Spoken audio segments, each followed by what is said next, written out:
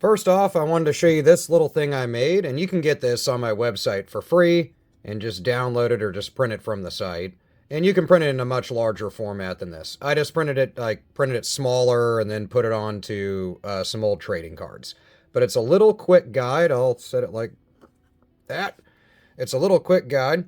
I like history, so I just throw a little history on there. But it gives you some quick rundowns of silver content by year, lowest mintage business strikes, key dates and varieties, which I know a lot of people say, well, Kennedy halves don't really have key dates.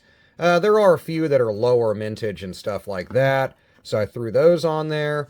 And then on the back, I have a couple little quick roll hunting kind of checklist. I don't know why it's spaced like that, but whatever. I'll add some other notes. And then some notable varieties. The accented hair, double dye from 74, and then some proof stuff if you're able to find those randomly or you have some old proof sets. Mainly, though, you'll know kind of the quick stuff. The silver, the 90% silver, 40% silver, and then some of the newer stuff to look for as well. So if you want that, go to varieties.com. It'll give you that. But neither here nor there. Even though it's in a pennies box, I do assure you, that's just what they gave it to me in. But I have $100, so 10 rolls of $50, and I'm looking forward to searching them. So instead of boring you going through each and every roll on camera for the next like 3 hours, because that'll be an eternity, I will go through them roll by roll, and I'll give you an update as we go. So enough talk, let's start busting some rolls open, see if I can find anything cool.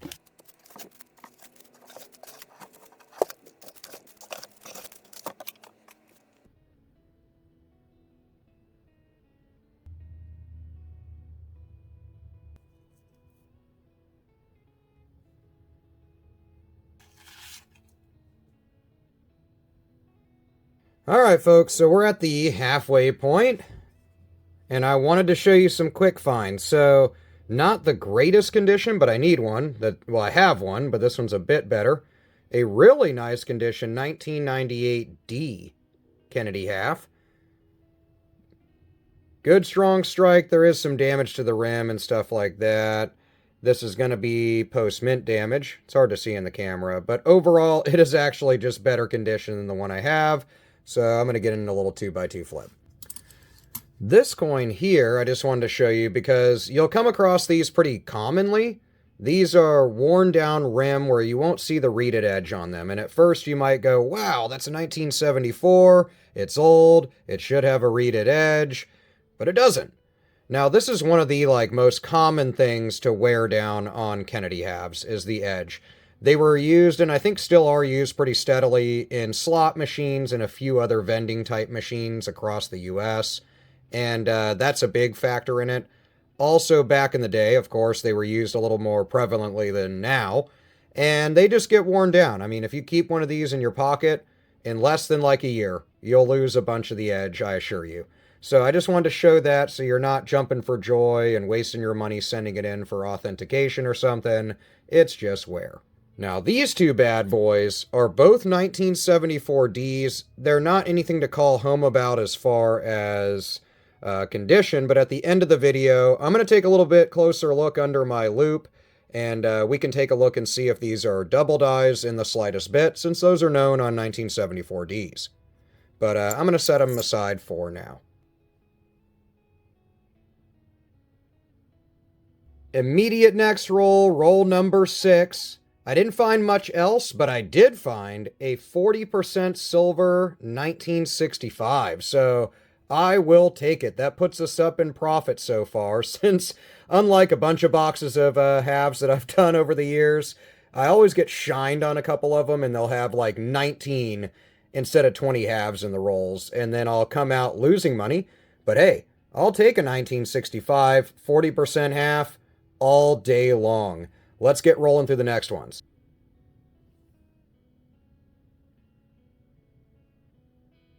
Right on the next roll, guys. Roll number 7. I guess we're hitting a little bit of luck.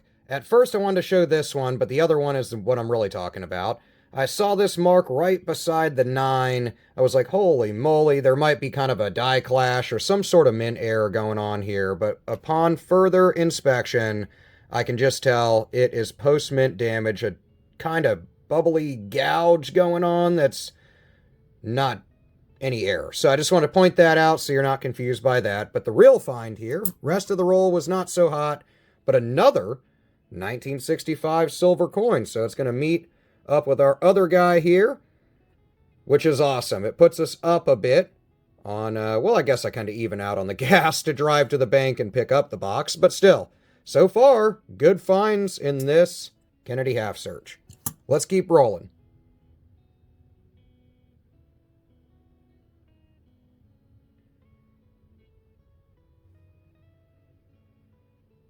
Alright, so we finished up all 10 rolls, and let's go through what we found. First off, I found two 1974Ds.